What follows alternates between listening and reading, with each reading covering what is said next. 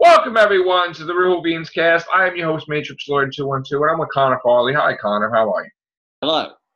All right, dude. So, again, we're still getting people's reactions, but that's going to be for later on, I guess, until tomorrow.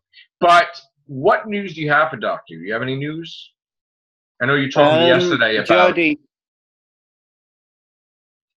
Jodie said that she's going to stay on for a while. Ah! She said that she wants to do it for a long time. Oh, that's good. But Capaldi said the same thing and only did 3 or 4 years. So take it with a grain of salt. Okay.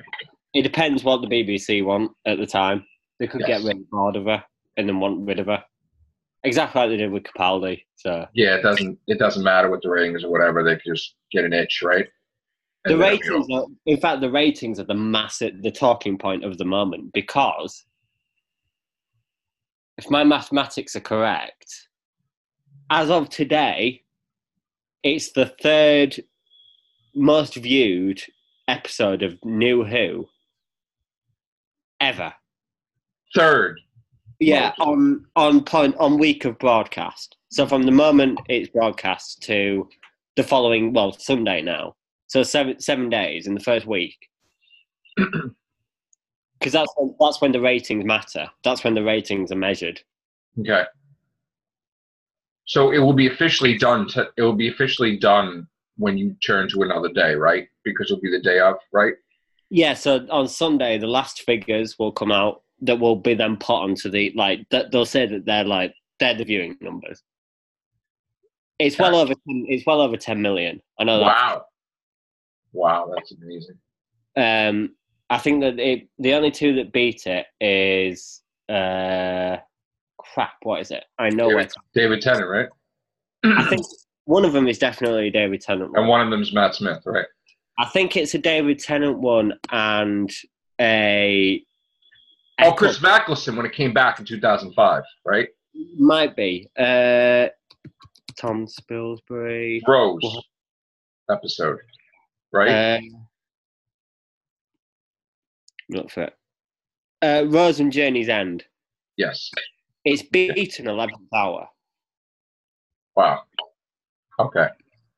So now we all know that after like an episode or 2, it drops off a little bit.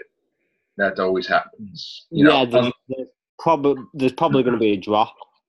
Right. But because of the way that the ratings are judged over here now, they're going to be a lot higher than Series 10. Right. Which that's the goal, really, to make an improvement over the last. So she basically solidified her position as the Doctor, knowing that, hey, we're going to go into, Series 12, like 100 million%. Like, boom, no room for error. I think every episode will get about 9 million. Right. If not more. Will this cause them to make more episodes? In a series, or... In the series, like back to 13. So what Christmas. Yeah. The go from like 10 to 13 again. No. Because I think that 10 episodes is the format of the Times.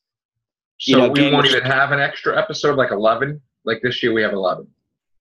Yeah, we'll have 11 episodes because we'll have a Christmas special, but they won't, because how Netflix have like a particular, or Amazon have a particular sort of structure, or the new Apple is going to have a...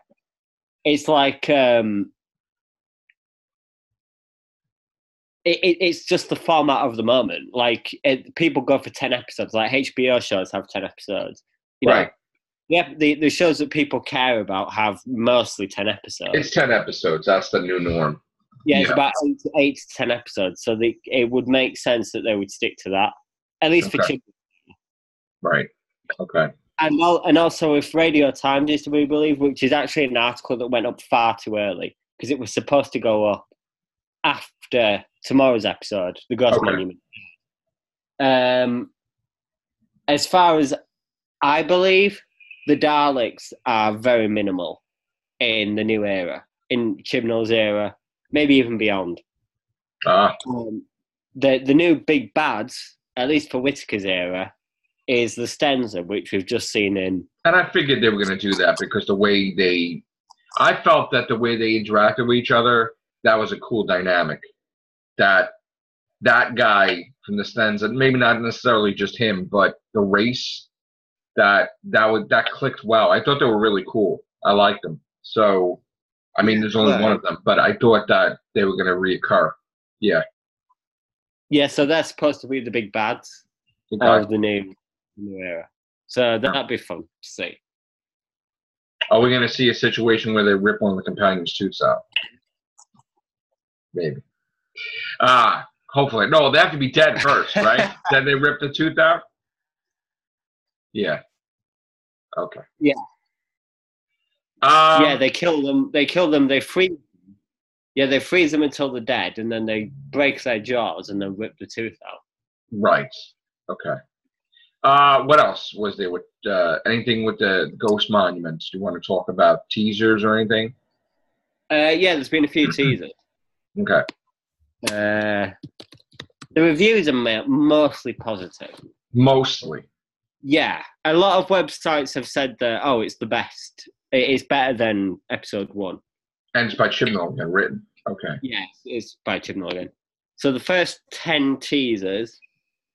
The first teaser is that there is no teaser. That means that, like in the classic era, we're going straight into the title sequence. Okay. 2, purple sunlight reflected on the surface of a wavy pond, but in 3D. Now, that's either something on the planet, the desolation, or it's the title sequence. Okay. Which is apparently very John Pertwee. Okay. 3, Califax Minor, Jehu, Shalakatop, Woman Wept, Pyrovilia, Adipose 3, The Moon of Poosh, Clom, Griffith, Desolation. Being a David Tennant fan, you must know the connection. Yes. Yeah. 27 missing planets of the Medusa Cascade. Okay, so this is one of the planets that were missing that's put back. Yeah. It came back, and now many, many, many years later, they're landing on it. Okay. So that's why it's a fresh thing, because she hasn't been there. She hasn't actually been there before, yeah, but I haven't actually watched Stolen Earth. Yeah, I didn't actually rewatch Stolen Earth or Journey's End, so I don't know if it was actually mentioned or not, or whether it's just a new thing that Chibnall's come up with. But okay. I don't think they mentioned all the planets. They didn't mention all of them. They mentioned some of them. Yeah. For Antiques Roadshow and Call of Duty, both get a shout out. 5, You Can Be Honest With Me, Are We Going to Die? 6, oh, by the way, welcome to what I presume is your first alien planet. Don't touch anything. That's Jodie. 7, Audrey Hepburn or Pythagoras. 8, the admonition from the waters of Mars gets repeated. That means she gets scolded for her powers, for being too powerful. You know, the whole Time Lord Victorious crap. Yes. So someone, a character, I don't know who, will come up to her and will tell her, "You're a bastard. You're far too right. You know, you're too powerful. Like, stop being a knob." Basically. Right. The titular ghost monument is something Y, sexy, which means that the ghost monument, and this is actually clever because it's something that I didn't think of, the ghost monument is the TARDIS. Okay. That makes sense. Yeah, that's why it's called the ghost monument, which I didn't think of, and actually it makes a lot of sense. And then 10, Venusian Aikido, which obviously is the John Pertwee. Yeah. Which she's always gets a mention. So right. She might do it, yeah. Quite right. Funny. So basically that's what they're saying, that the TARDIS is their monument and she's going to take it. And that's why they think that she's all powerful, because she's who the hell she thinks she is. Like that TARDIS is there for whatever. what I gather that the episode is that the two characters the two guest characters are like space rally, like you know how like on Earth we have. I'm speaking like I'm an alien. We have like racing, Right. like, things like Grand Prix and stuff. It's like that, but it's through space. Okay. And they're two surviving space rally, so they're racing to the finish line. So that's how they save them from space, because they're in the middle of a race and they get them, probably? It might be, yeah. Okay. But... And what is the TARDIS? The monument that they get to at the finish line? It's the either the prize or it's the finish line. It's at the probably finish line. It's probably, so in other words, the TARDIS is like the Doctor is to Trenzalore. Everybody goes to the Ghost Monument, which is the TARDIS. Like, this is the area where you win. And then when she takes the monument away, they're like, "Oh, you're all powerful. You're a noob." Yeah, pretty much. Okay. Even though it's hers anyway, but they're like, "Yo, don't be a dick. That's ours." Like, nah, not really. It's like, oh, okay, all right. Yeah. Don't choke on it. All right. Did you laugh because of the way I said noob, or is just like? No, it's I've been ill all week, so if I do something that triggers a cough, I'm going to.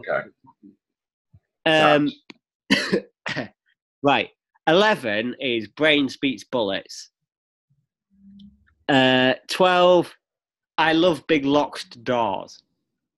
Now, if you look on this website, they do it. I love big something like asterisk CKED D asterisk asterisk asterisk. People with a very dirty mind thought it meant dick. Okay. So, wow. But it didn't. It's I love big locked doors. Right. Okay. And then 13 is, oh yeah, Chris Chibnall really lied about that thing. So you know how it was all about Moffat lies? It's now Chibnall lies, which he does. In other words, the Daleks should show up. Not sure, but he's lied twice now. About 14. He didn't lie about increased LGBT representation, though. I think that the woman is a lesbian. Okay. The big. What did he lie before, though? What did he lie about before? Chibnall. He said that every episode was standalone, and we had a clip. And they're not. And what was the other lie? Yeah, and then the other one is probably that it's going to have a series arc. It is going to be. Okay. He's a liar. All right. So the Daleks are probably going to, like we heard, are probably going to appear at some point, or the finale, or whatever. I don't think it's the Daleks. What I think it is that it's there's going to be a series arc. What's up, Phillip? Hey, man. Woke up? Hey, man. Hey, you just woke up? Hey. I know. I woke up, too. All right. Yeah, John. So there's a series arc. Yeah, so there's going to be a series arc, I think. And then 15 is You Want Fears. I've got a dozen lifetimes worth. That's the Doctor. Okay. 16, Bad Wolf, Torchwood, Vote Saxon, Cracks in the Universe, Silence Will Fall, The Impossible Girl, The Hybrid, The Something. So that's going to be they're hinting at the series arc. Okay, there we go. 17, the Doctor and her companions lay back, light up, and get baked. So they sunbathe, basically. Companions, they refer to them as companions. Nice. Okay. 18, there is stunning time-lapse footage of dawn over an alien vista. It's one of my favourite visuals in all of Doctor Who. We saw that in the trailer. Okay. 19, Come to Daddy, I Mean Mummy. Wait, what's that? That's probably the Doctor. Okay. Because, like, obviously, she doesn't quite grasp that she's a woman. So she says, "Come to Daddy," and she's like, "I mean, mommy, right?" I mean, mommy, because she remembers that she's a woman now. 20, there's a quick, clever joke referring to Ryan's tendency to push alien buttons first and ask questions later. Don't know what the hell that's about. Oh, he did it again. He probably pushed the button again. That's about, like, remember Harry Sullivan used to be a bit of a klutz. That's him being a klutz. He's doing something again, like he's not supposed to be doing. Right. Yeah. Go, Ryan. All right. So when did Ryan do that? Well, he pushed the button in the first episode. Oh, Right, he actually pushed the alien pod, didn't he? Oh, Yeah. Yeah. Yeah. He gave them permission to come to. I mean, I guess somebody has to give him permission to come to Earth, and okay. That was my whole thing. It's like, now, yeah. Okay. Yeah. That's also part of his Sprexia thing, because he's coordination things. He's doing things without thinking, and it's not going right. See, in other words, if that thing appeared on Earth and nobody pressed it, they wouldn't be able to come there until somebody pressed it. So every time somebody pressed it, and then they came there, they got the permission. Yeah. Right. Go on. So that's it. I missed half of that. Wait, is that the new bullet points of the episode? That 20 teasers, hints, whatever. Yeah. Yeah, they released 11 to 20 earlier. So yeah. Is that on Doctor Who? Whatever that page called. TV. Yeah. Yeah. Okay. Yeah. Okay. So you think it's going to be better than the first, right? Well, that's what people are saying. I'm not certain. I think, in my personal opinion, it's going to be one of my least favourites of the series. Whoa! Why are you saying that? You haven't seen it yet. No, because something like even like Phillip knows. Even as far back as when the title was announced, I was like, "This just sounds a bit boring." Yeah, you did say that. I will admit to that. You did say that. Wow. I want to love it though. I really do. I hope it's amazing. In fact, if the first episode is anything to go by, I think it will be, because I'm really, really loving Doctor Who at the moment. Yeah. I'm actually looking forward to it every single day. Me too. But see, here's the thing though. Like I said, for me, the ultimate test is when he's not writing it, like how the other writers do, because most of the time they're in it rather than he's writing it. Yeah, I don't think you're ever going to see that, though, because the Rosa Parks episode is written by Mallory Blackman and him. Oh, he is putting stuff in. Okay. So I think he's going to write every episode along with another writer. Ah, that's different. That's like when Moffat... Well, Moffat didn't do that with every episode, but most of the time he put his little... Well, especially, I think it was mainly Series 8, Series 9, and Series 10, wasn't it? He started to put his name on. He started putting stuff, yeah. He's I like, think Chibnall's just going to say, I'm just going to put my name on everything. Yeah, everything. Yeah. So. Chibs. It's only fair, though, because, he's got to have some sort of, He's the showrunner. Yeah, exactly. So he's allowed to... I want to see a special called Chibs Cribs. And it'll be the new Doctor. So you're saying that Ghost Monument for you is going to be a no-no. I think it's going to be one of my favourites. I think I might really like it. I'm hoping that I do. Like, judging by what I know about other episodes, which is very little. But and the fact that you've got the fact of Sean Dooley with that Miss Lynch and Art Malik as well for one, and it's like that's a stellar lineup. That's a stellar lineup. Yes, yeah. To be honest, because Susan Lynch was in Killing Eve, and she was amazing in that. So. Yeah. She's someone that I'm very excited to see, and she looked really cool in this episode with that funky hair and shit. So, right. And then Art Malik, obviously, as well, should be great. Yeah.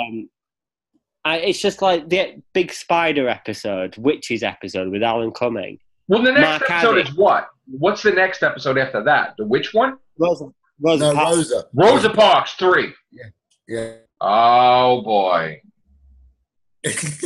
That's gonna be the one. I can't wait. That one interests me too because of glowing. That is gonna be some stuff. Have you not seen the information about it? No. So you don't.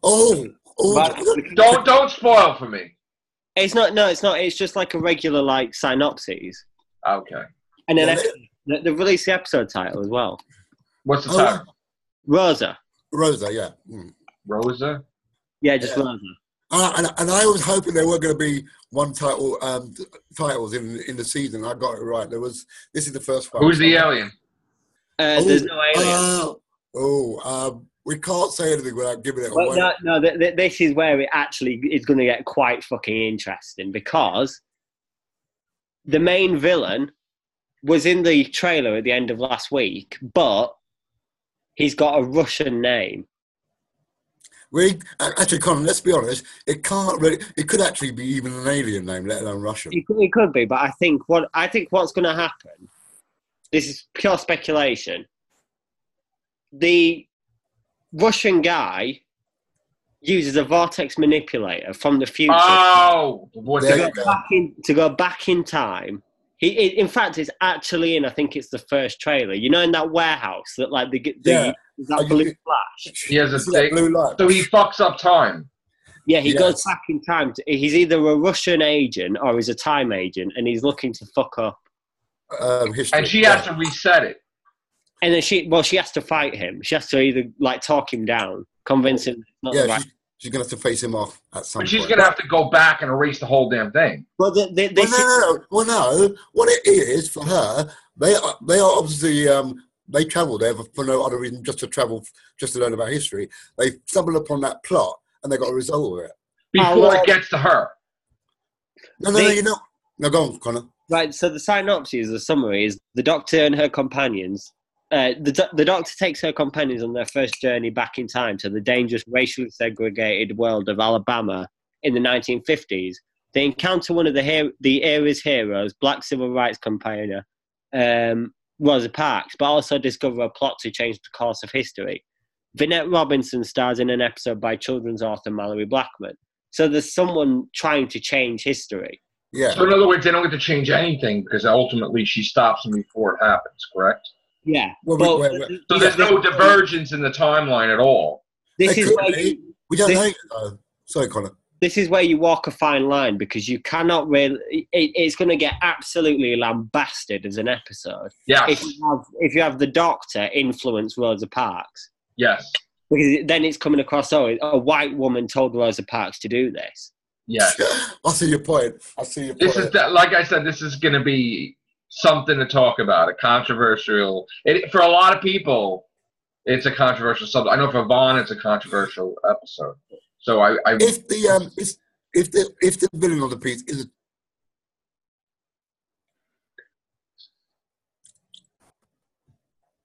he's broken up.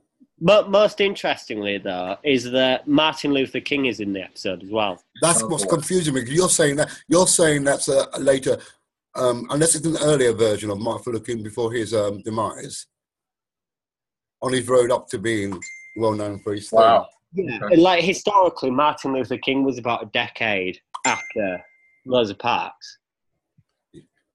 They're not going to have like the Doctor say, "Oh, don't let him tell you go back to the bus. You sit up there." They're not going to do that, right? No, they won't do anything like that. Because that would be ridiculous. If she influences Rosa Parks in any way in her decision making, that episode will get ripped to fuck. Oh, right, I know that. Or even if they had Ryan do it, still you can't have. Ryan, you could get away with because he's black. But he's a man, and it's like, now you're doing that thing, too. But at the end of the day, that story is going to have a message to it for us all to... don't fucking do episodes in the past if you know what the fuck. Stay away from that shit. You see, if he gets ripped from that, he'll never do a thing like that again. Ever. In his whole entire run, I'm sure. But at the end of the day, that was Mallory Blackman's choice of writing that, tackling that story. So, but she's not even. But she's doing the story that she's British, though, isn't she? It doesn't mean that she doesn't know the history of. Right. Okay, gotcha. That's going to be a controversial subject. I think it will be very good. I'm hoping it will be. All right. It is good. It looks really good. Like if you look at the scenery and stuff, like there's been a few promo shots. It looks amazing as an episode. Looks very 1950s. Is that it? We have anything else, or that's it for now? That's it. All right, we're out of here. Thank you, guys. Take care. Bye for now.